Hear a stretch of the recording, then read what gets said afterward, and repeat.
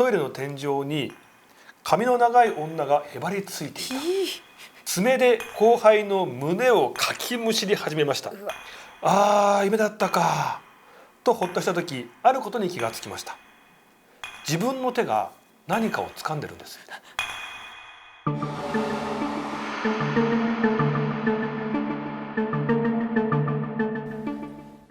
どうも、島田秀平です。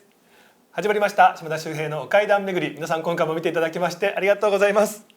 さあ、今回ですね、皆さんから送っていただきました不思議体験を紹介する投稿怪談なんですが、投稿怪談で初のゲストの方お越しくださいました。千佳さん、ありがとう。はい、こんにちは。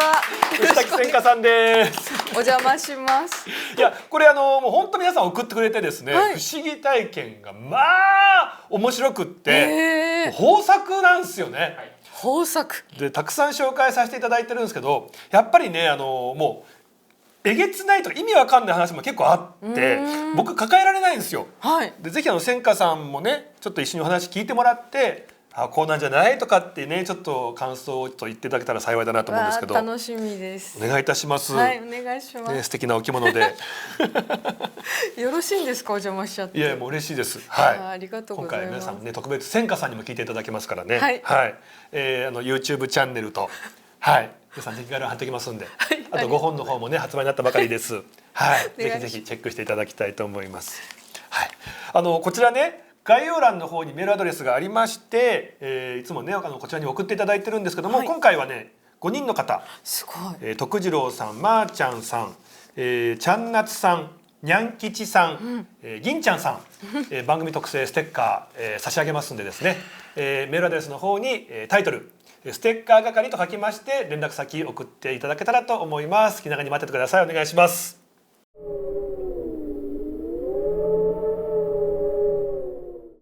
まずはですね、ペンネーム徳次郎さんからいただきました。ありがとうございます。以前後輩から聞いた話を投稿させていただきます。後輩は大分の出身でした。その後輩の先祖は昔水軍として瀬戸内海で戦っていたということで、そのせいか子孫の自分たちも不思議な体験が数多くあったとのことなんです。瀬戸内海のあたり昔ね、水軍ね、たくさんいたんですけども、その先祖がそうで、その子孫の方なんですね。後輩がですね、以前勤めていた会社の寮がマンションで一室ですね、1階と2階があってですね、そこをですね、同僚2人で使っていたとのことなんですね。はい、寮があって1階2階もあるんですが、そこを同僚2人で使っていたと。ある日の夜、寝ている時に夢を見たそうなんです。夢の中で後輩はトイレに行けなくなったそうで、トイレに行こうとすると最初からトイレの電気がついている。おや、同僚が入っているのかなと、同僚がいるベッドを見てみると同僚は寝ている。消し忘れかなと思いつつトイレのドアを開けた瞬間、トイレの天井に髪の長い女がへばりついていた。その後、その髪の長い女はいきなり後輩に襲いかかり始めた。うわっと叫んだ途端に夢から目覚めた。こんな夢だったそうなんですね。夢だったかと思い再び、床につきました。するとまた夢を見ます。先ほどの夢の続きだったそうです。夢の中で同僚が起きていて、この部屋は何か恐ろしいものがいる、2階に上がろうと言い出し、同僚と後輩は夢の中で2階へと上がっていったそうなんです。すると先ほどの夢で出てきた女が階段で再び後輩に襲いかかってきたそうなんです。後ろから後輩にしがみつき、爪で後輩の胸をかきむしり始めました。痛い痛いと後輩は女の手首を掴んだ瞬間、再び夢から目覚めたそうなんです。ああ、夢だったかとほっとした時、あることに気がつきました。自分の手が何かを掴んでるんです。恐る恐る自分の手を見てみると、壁から何者かの手が伸びていて、その手首を掴んでいたそうなんです。そしてその手首はスーッと壁の中に消えていったそうなんです。ちなみに、それが夢ではなかったことの証拠として、胸についた爪の引っかき傷、3週間ほど消えなかったそうです。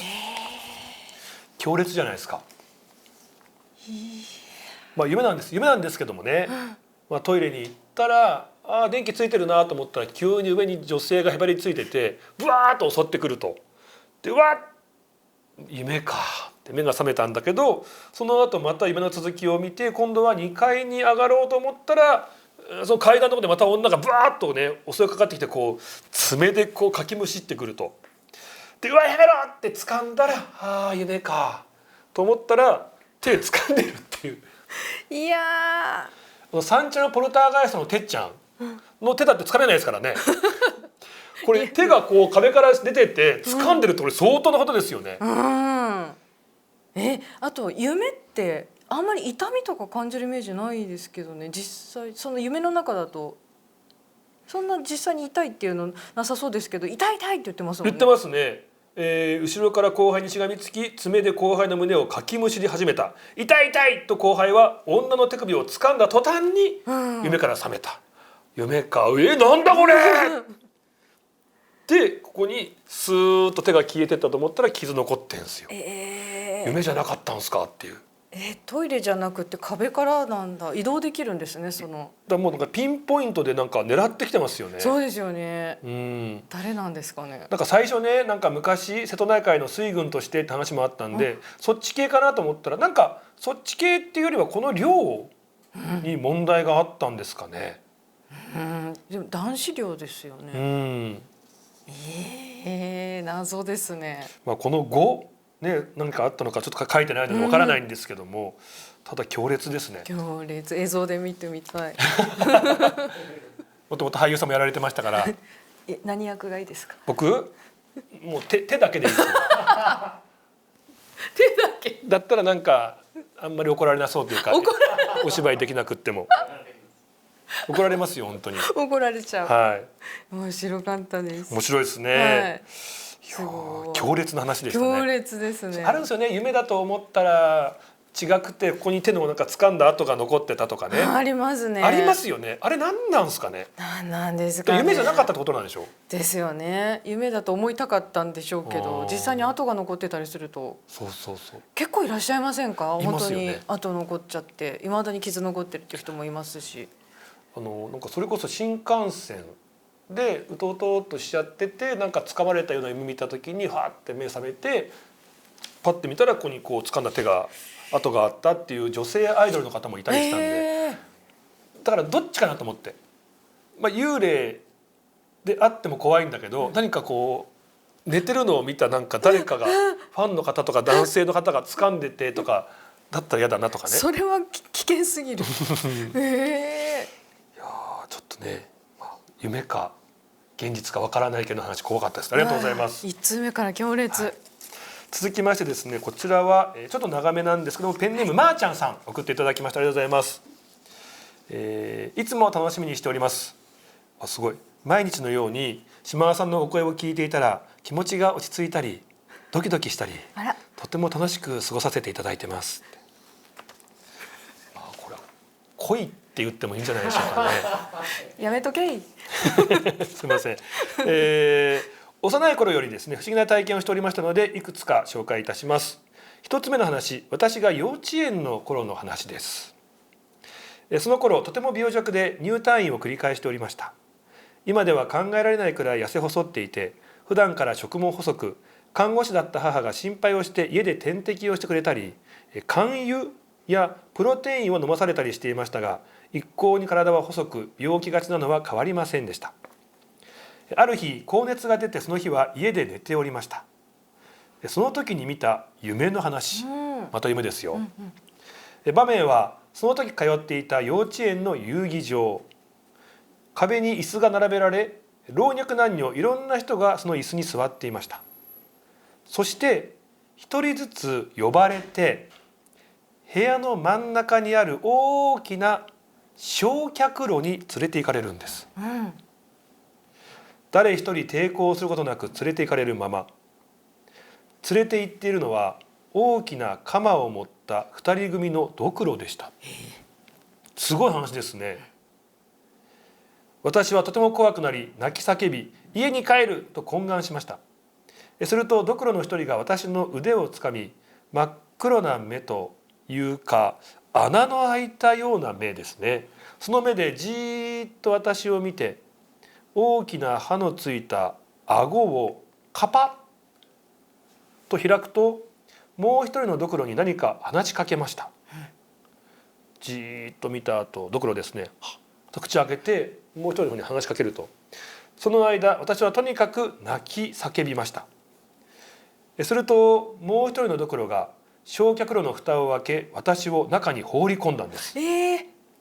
青い炎が私を包み、焼かれると思った瞬間、私は家にいました。家の布団の上で母が一緒に寝ていました。ああ、夢だったんだと思って安心したんですが、後に母から聞くと、家に往診に来てくれたドクターが万が一も考えるように、そんなことを言われていたそうなんです。本当に夢だったんでしょうか。これ1個目なんですよ。続く、別の話なんですけどもね。2つ目はそれから20年ほど経ってからのお話です。私は親元を離れ勤務地で一人暮らしをしていました。そこは北国の中でも藩主、今昔でいうお殿様ですねがいた町で、勤務先は城跡の近くにある学校でした。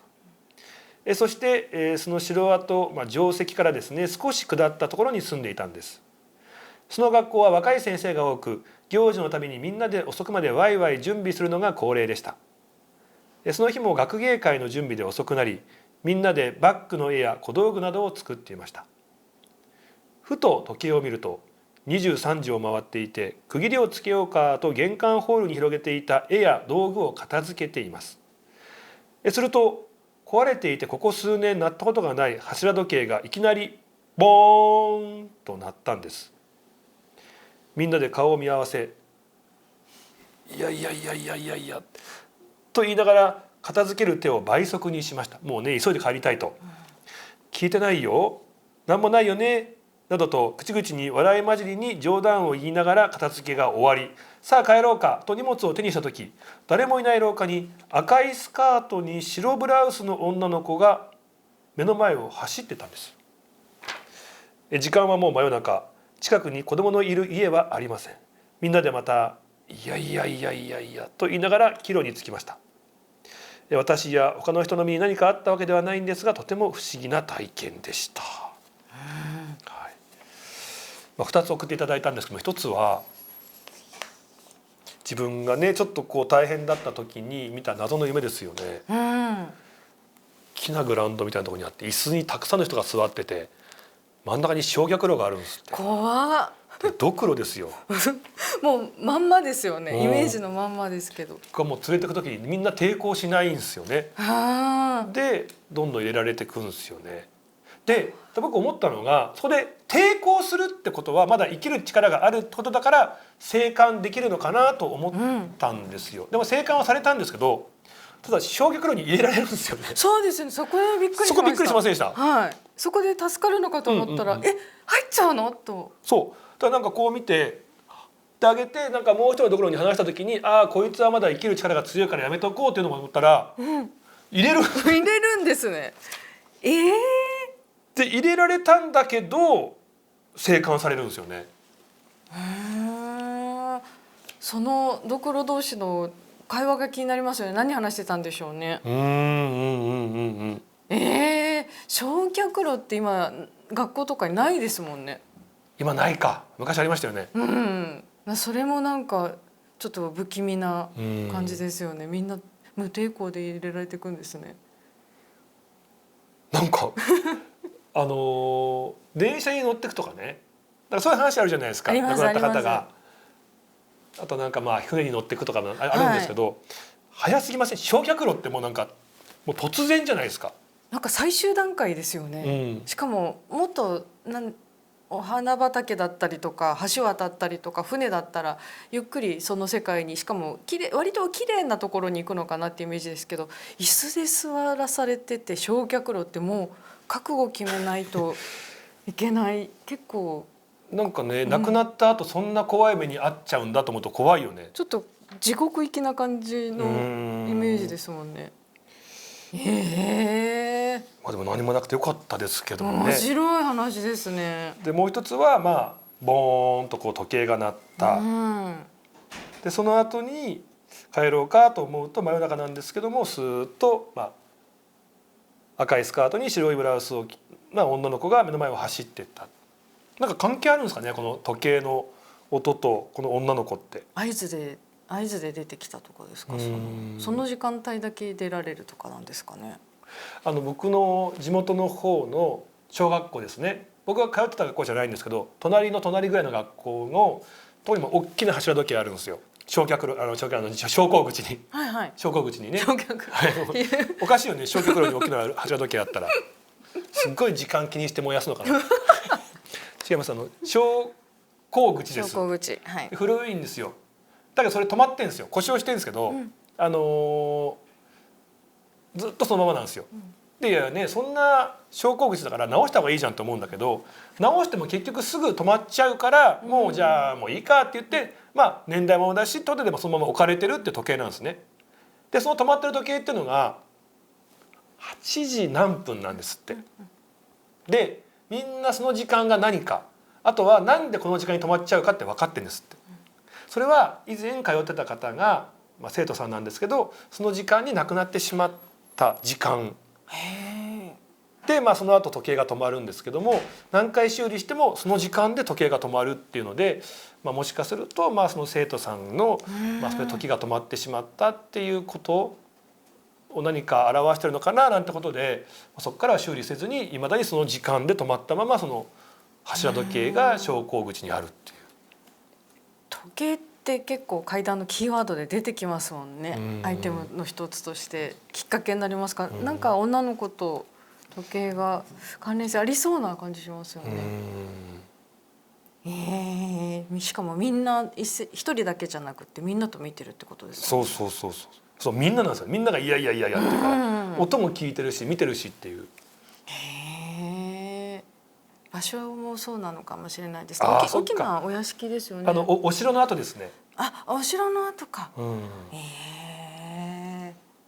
面白い。なんかあんまり聞いたことない話ですね。千佳さんでもないですか。あんまりないですね。次もすごいです。いいですか。すごい楽しい。こちらですね、ペンネームちゃんなつさんから送っていただきましてありがとうございます。これは私が2歳くらいの頃なんで30数年前の話です。私の母の兄がダンプカーの運転手をやっていたんですね。で私はこの兄のことをですね、おじちゃんですよね、ダンプのおっちゃんと呼んでました。ダンプのおっちゃん、当時30歳過ぎで奥さんもいてバブル期だったために派手にお金を使っていたそうなんです。そして何年も子供ができなかったため、私の兄甥っ子のことをとても可愛がっていたそうなんです。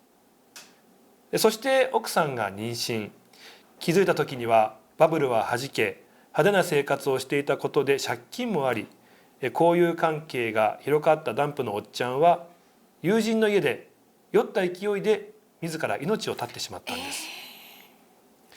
そして私はすぐに母と遺体に会いに行った時、ずっと奥さんがダンプのおっちゃんの遺体の隣で悲しげにしている記憶が今でも鮮明に残っています。その後奥さんは借金の保証人を私の母にすると、妊娠中だったんですが赤ちゃんを下ろしてしまい、その後行方不明になってしまったんです。交友関係の広いダンプのおっちゃんはさまざまな場所に現れたらしく、みんな口々に会いに来たよと報告があったらしいんです。これ幽霊になって会いに来たよということでみんなに会いに行ったらしいんですが、みんなが口を揃えて言うのが赤ちゃんを抱っこしていたっていうんです。きっと奥さんが下ろしてしまった赤ちゃんなんだなと母は思ったそうです。そして時は経ち、ダンプのおっちゃんから可愛がってもらっていた私の兄の保育園の卒業式のことです。卒園式ですね。母と手をつないで保育園横の歩道を歩いていると、後ろからファーンという大きな音がしたんです。母は振り返ると、そこにはダンプのおっちゃんが乗っていたナンバープレートが同じ、貼っていたステッカーまで同じというダンプカーが通ったそうなんです。一瞬の出来事で驚いたそうなんですが、おめでとうと言いに来てくれたのかなと泣き崩れてしまった、そんな話をしてくれました。どうにかならなかったんですかね。ちょっとね、なんかダンプのおっちゃんと呼んでましたよなんていうところで、なんかすごく楽しげなところから始まった分、なんかその後にね出てくるお話がちょっとね、悲しい話がたくさんこうあったので、ちょっとびっくりしてしまいました。辛かったんですけど。そう、なるほど、赤ちゃん抱いてたんだ。ずっとね欲しかった赤ちゃんですもんね。ですよね。奥様のお気持ちとかも考えるとだいぶ辛いお話ですね。なんかみんなのとこに会いに来たっていうよりもごめんねっていうことだったのかもしれないですよね。うわ、ちょっとでもこういうお話ってもしかしたらたくさんあるのかもしれないですね。最後ね、その可愛がってたね、私の兄っていう自分の甥っ子の保育園の卒園式の時に振り返ると、そこにはダンプのおっちゃんが乗っていた、ナンバープレートが同じ、貼っていたステッカーまで同じダンプカーが通ったそうですっていう。すごい不思議。ナンバープレート同じ、ステッカー同じっていうと、だから本当にね、偶然中の偶然でそんなダンプが来たっていうのが一個と、やっぱりもうそれごとあの世からダンプに乗ってそのダンプが来たのかっていう。それか別のものだったけどお母さんにはその車に見えたとかもありますよね。フィルターかかってたのかもしれないですよね。なんかな、ちょっと悲しいけど。そうですね。そこおめでとうっていうことだったんですね。お母さんはそういうことかなと思って泣き崩れてしまったという話をね。きっとお兄ちゃんそのダンプのおっちゃんにきっとそのおもちゃミニカーとかでダンプとかの買ってもらってたんじゃないですか。いろいろ、車とかやっぱ男の子好きじゃないですか。そうですね。だからね、もしかしたらお兄ちゃんの方は分かんなかったかもしれないですけど、わーわーって喜んだんじゃないですかね、その車通った時は。改めてこれ今すごく短い文章にまとめていただいてるんで、こういうね文章になってますけど、でもこのちゃんなつさんからするとね、可愛がってくれてたダンプのおっちゃんがいて、そのおっちゃんの人生でいろんなことがあって、でそのお母さんがとかね、で本当にいろんなことがバッてあるんですけど、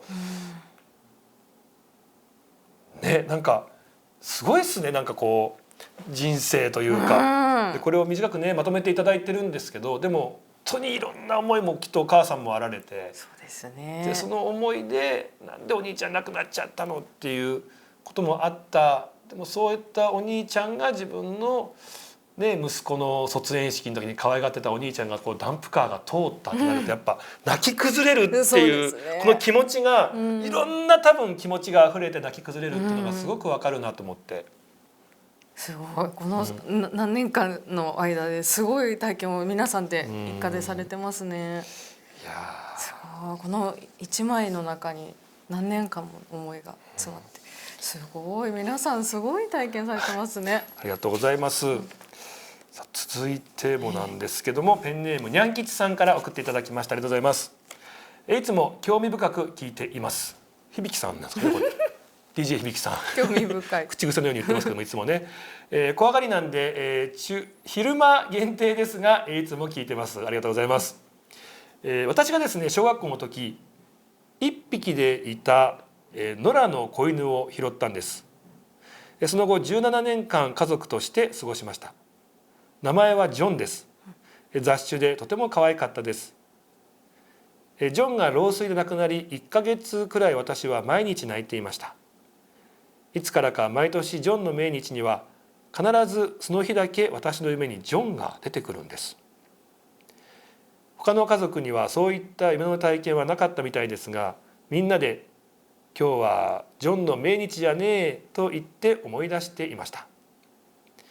夢の内容というのは、ジョンがいた実家の庭でジョンが座っている姿や時々水を飲みたそうにしている姿など様々でした。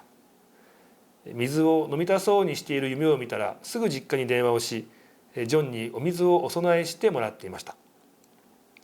ジョンはペット霊園でお葬式後、庭に骨壺を埋めてお墓を作っていますとですね。その後私は結婚して子供を産み、子供が小学生の頃、子供が犬飼いたいと言い始めたので、犬好きなこともあり迎えることにしました。家族としては迎えたのはポメラニアンのゆめちゃんです。するとジョンの命日に毎年必ず夢に出てくれたジョンが全く出なくなったんです。もちろん今まで通り今日はジョンの命日だわと思い手を合わせたりしているんですが、全く出てこなくなりました。もしかするとゆめちゃんはジョンの生まれ変わりなんでしょうか。伝わりづらい文章だったらすいません。あら、へえ。どっちなんですかね。どっちなんですかね。身を引いたのか。僕も今年の夏にね14年飼ってたフレンチブルドッグ、亡くなっちゃったんで、そうなんですか。すごいこうわーってこうね気持ちが分かると今ちょっと話なんですけど、なんか、もちろん生まれ変わりっていうこともあるかもしれないですけど、なんかよく言うんですよね。みんなペットロス、家族の一員だから、もう亡くなっちゃうとなんでもっと一緒にいてあげられなかったんだろうとか、もっとあんなことができたんじゃないかって言ってすごい悲しくてすごい後悔してすごい責めちゃうんですよね。だけどやっぱりこう犬や猫やウサギやってそのペットちゃんたちはやっぱり飼い主さんのことをやっぱすごく好きでいてくれてて、で自分がいなくなったことで自分も飼い主さんと入れられなくなっちゃうんだけど、それ以上に自分のことで飼い主さんが悲しんでるのが一番辛いって確か向こうの方で思ってるらしいんですよね。だからなんかなんでしょうね、今回でいくとずっとジョンのことをもちろん忘れることはないんですけど、次に進めなかったっていうこのね、ニャン吉さんが、新しいワンちゃんを迎えられたっていうことである意味次にっていう時になんかもう自分の役目じゃないけど、次はねゆめちゃん頼んだよなんていううまいバトンタッチができたのかななんて思ったりもしますけどね。そんな気がします。生まれ変わりよりもちょっとバトンタッチしたような気がしますね。なんかペットっていうのは千佳さんって実家にきのこちゃんがいたんですけど、きのこちゃんワンちゃんワンちゃんいたんですけど15歳ぐらいまで長生きしましたけど、いなくなった後やっぱりすごくロス、私はちょっともうこっちに来てたんですけど、やっぱしばらく母とかもロスになってて、もう絶対に動物は飼いたくないっていうふうに言ってたんですけど、しばらくの間やっぱりいないんですけど、鎖のシャラシャラシャラって音が聞こえたりとか、小屋の中をカリカリカリってやる音とか、そういうのがもうしばらくの間聞こえてたって言ってましたね。いやこれも気のせいかもしれないですよ。僕も長年当たり前の音だから、そう聞こえてるだけかもしれないですけど、やっぱりねなんかフローリングじゃないですか、カリカリカリってこう歩く独特のブランの足跡とか聞こえる気がするんですよね。いるんじゃないですかそれって。あとファッとこう匂い、ワンちゃんのね、独特の匂いあるじゃないですか。愛らしいね。あれはここふわっとこう来る時もあるし、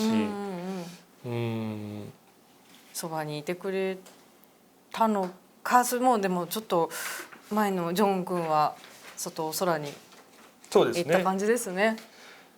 でもね、もしかしたらそうやってこう音が聞こえたような気がするとか匂いがするっていうところはまだ僕らが次に進めてないってことだから、だからペットたちからしてもまだ近くにいなきゃいけないっていうことで、早くねペットたちも次にね行けるように僕らもねなんかこう切り替えられたらっていう。ゆめちゃんがまた幸せにしてくれますよ。いやすごいですね。いや俺も絶対もうやっぱもう飼えないですね。そうですよね。まだ無理ですね。でもきっと縁があってまたやってくる時が来るんですよ。なるほどね。うちは猫ちゃんがやってきました最近。きのこちゃんのもうずっと間空いてたんですけど、絶対飼わないって言ってたんですけど、父の職場の近くにずっといたもう高齢の猫ちゃんをもうついに保護して今猫ちゃんが今それはなんかこう運命的なものを感じたんですか？もうそこの職場がなくなるってなった時に、置いてったらその子がもう生きていけないだろうなっていうので連れてきたんですけど、もう今完全に母が逆に猫ちゃん好きになって、名前なんていうんですか？みーちゃんです。なんかきっとだからまた来るんでしょうね。はい、縁があったら来ると思います。ね、はい。さあ最後ですね、ハンドルネーム、銀ちゃんさん送っていただきました、ありがとうございます。県立高校で英語の教員をしていた頃の20年前の話です。母が急逝し1年経っていました。未だ母を思い出し悶々とした日々を送っていた頃です。学校から駅まで15分の帰り道、独り言のように今日は疲れたよ、進学校は大変だね、留学経験ないと英会話は身につかないもんかね、などブツブツ言いながら歩いていました。英語のね教員の方ですから、進学校の先生大変だななんて思ってたんでしょうかね。帰り道は人通りも少なく、川が流れている橋を渡り、車の行き交う道路までは街灯も薄暗く、退勤時間が遅くなると歩いて帰るのもちょっと怖い感じのところでした。その日は定時に退勤したんですが、真冬だったので日も落ち、薄暗い中の帰宅となりました。いつも通りの帰り道、橋を渡り少し歩き交差点に出て信号待ちをしていました。寒い、寒いよ、お母さん寒いね、と青信号に変わるのを待ちながら小刻みに体を揺らしていました。すると懐かしい匂いがしてきたんです。それは母の懐かしい匂いでした。母が使っていた化粧品の匂い、実家の匂い、食卓の匂い、表現は難しいんですが、懐かしい匂いが混じり合って自然と胸に何かこみ上げてくるものがありました。その車道の近くには飲食店や民家があるわけでもなく、一体どこからこの匂いがと不思議に思いました。寒さも忘れ、その匂いに癒され、信号が変わってもその場に立ち止まっていました。何度も通う通り道、帰り道で最初で最後の経験でした。私がいつまでたっても母を思い出し、帰り道ブツブツと愚痴っぽいことを言っていたので、母がふっと近寄ってきたのかもしれません。目や耳では感じられない母を匂いで感じた瞬間、こんなことってあるんですね、と送っていただきました。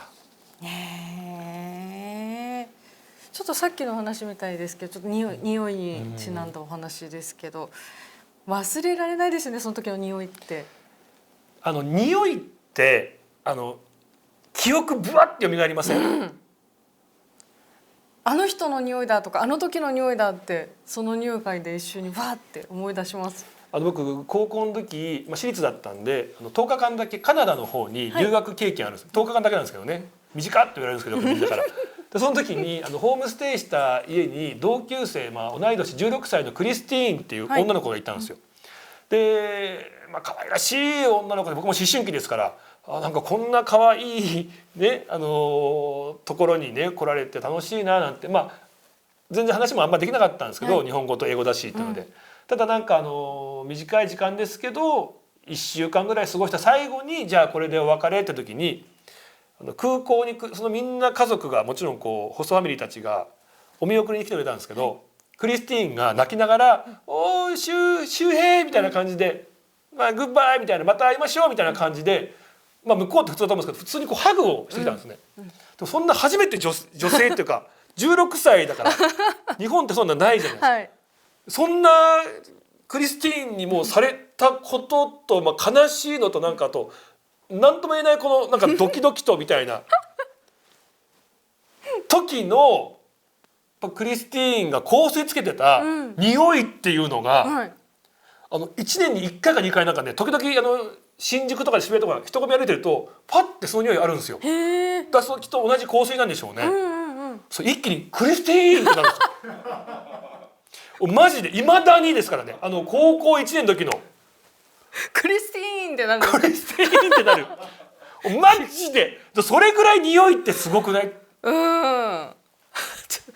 クリスティーンとはならないけど本当にマライア・キャリーの若い頃みたいなへすごいびっくりするぐらい美人な方だったんですけど、へえ、匂い本当そうですよね、あの時の匂いみたいな。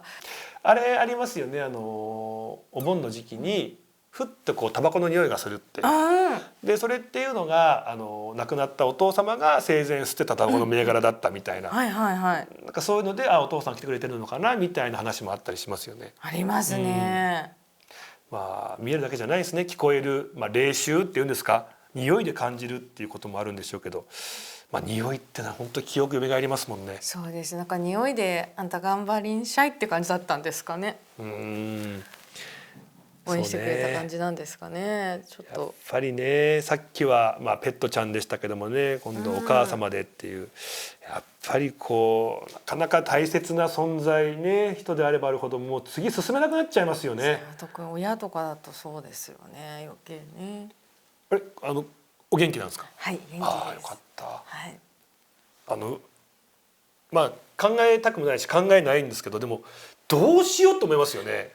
うちの場合も父親が高校の時に亡くなってるんで、母しかいないんですよ。兄弟はいますけどね、姉2人が。ただその母っていうのがもう本当にすごいこうもう全力で応援してくれる母なんで、なんか仕事とかでなんか滑った時に電話しても「いやーよかったよ」とか絶対言う。嘘なんですよね、分かってるんですけど自分でも。でも絶対的にこの人は何があっても味方だっていう絶対的な存在、味方なんで、もしこの母がいなくなったら俺多分どうなっちゃうんだろうって怖いっすよね。みんなそうだと思います。やっぱり怖いですよね。どうなっちゃう自分は一体どうなってしまうんだろうってそう思います。私もそうです。ね、だから仕事をもう続けられなくなっちゃうのかなとか。でもきっとそれを考えるとやれないから、一切考えずにすっごくこう気持ちを無にした状態で仕事をある程度続けるのかなとか。いろんなパターン考えちゃいますね。怖いっすよね。怖いです。本当に元気でいてほしい。本当もう一生元気でいてほしいです。本当にそう思います。ねえ。いやなんかいい関係性なんですね、じゃあ親御さんともね。よくなりましたね。あんまり仲良くない時期とかもあったんですけど。それ反抗期ってことですか？じゃなくてもっとその後にも。こっちの芸事に進むことに猛反対だったので、普通に働いてほしいっていうことでもう数年間口聞いてもらえない、実家に入れないっていう時期がすごい続いてたんですけど。それはもうお父様お母様両方とも？母の方でした。そうなんだ。父はこっそり見に来てくれたりとかしてたんですけど、母がもうカンカンでダメだったんですけど、ちょっとようやく形になって、その人様に迷惑をかけないで自立できたっていうのを見て、やっと最近認めてくれるように。最近？割と最近です。それもやっぱりこう娘に幸せな道を歩んでほしいっていう愛情からのことだと思うんですけどでも最近なんですね。割と最近だと思います。何を見て認めてくれたんでしょうね。本とか出すようになってからかもしれないですね。確かに昔の人とかって本出すってなるとなんか先生みたいな。やっぱり昔だと世間体がやっぱ気になるじゃないですか。みんな就職して結婚してとかなのに、その芸事に住んだりするっていうのがやっぱちょっと田舎とかだとちょっと飛んだように見えてしまうんだろうと思うんですけど、そんな時期から私は東京に出てきて、いろんな現場行って、そこで大隈さんが芸人さんの時に会場なんですか急に大隈一郎さんが芸人の時に前説やってたのを、もうお母さんに怒られてるからしょんぼりしながらも観覧しながら当てていただいてます。それ大隈さんが番組の前説、おしゃれ関係の前説やったんですか？7年ぐらいやってました。でそのおしゃれ関係の観覧でたまたまですよね。たまたま。でもエキストラってお客さんの設定で見に行ってたので仕事で行ってたんですけど、それで大隈一郎さんという芸人さんがいるんだっていうのを何回か見に行ってたんですよ。また今日大隈さんだみたいな感じで。また今日もネタ一緒だと思ってそれを毎回違います。毎回違った。前説のネタ変えるってすごいですよ。もうトークをずっと古舘一郎さん来る前ずっと結構長い時間をお一人でつないでくださってて、1時間古舘さんの前に1時間ってすごいですね。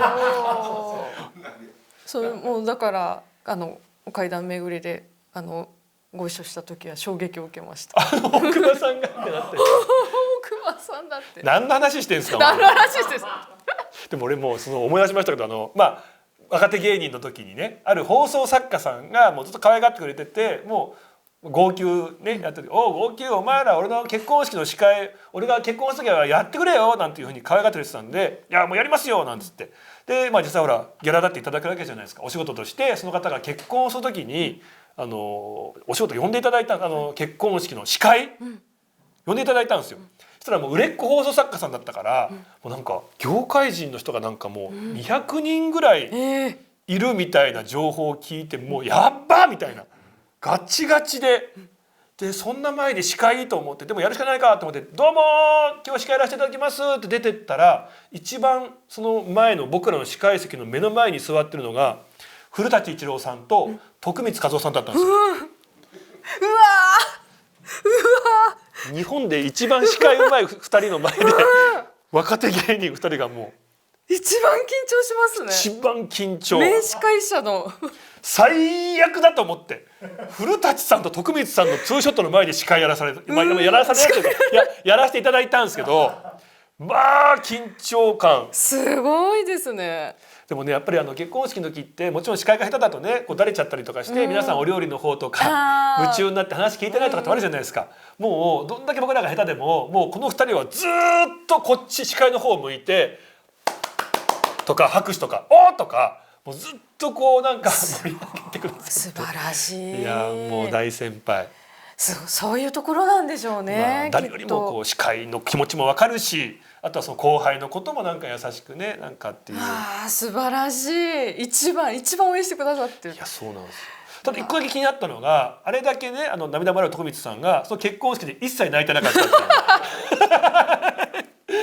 だからよくビジネスなんじゃないかみたいなね自由自在に泣けるんじゃないかみたいな話、徳光さんなんか噂ありましたけどなんかその一端を見た気はしましたね。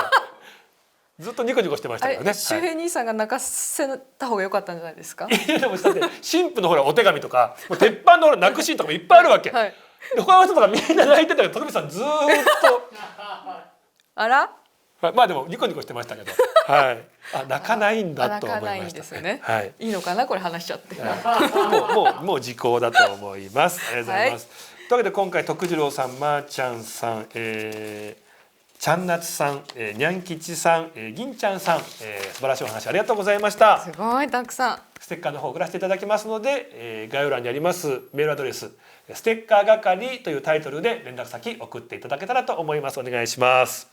塚さん本当にありがとうございました。こちらこそ楽しかったです。すっごい話やっぱり埋もれてますね。いやもうみんな違うしもうめちゃくちゃ楽しく聞かせていただきました。またぜひちょっと投稿会談の時のゲストぜひ呼んでください。お願いします。はい、お願いします。贅沢な使い方しちゃいましたね。ありがとうございました。ありがとうございます。皆さんねこれからも応援お願いいたします。ゲスト牛崎千佳さんでした。ありがとうございました。ありがとうございます。というわけで島田秀平のお階段巡りでした。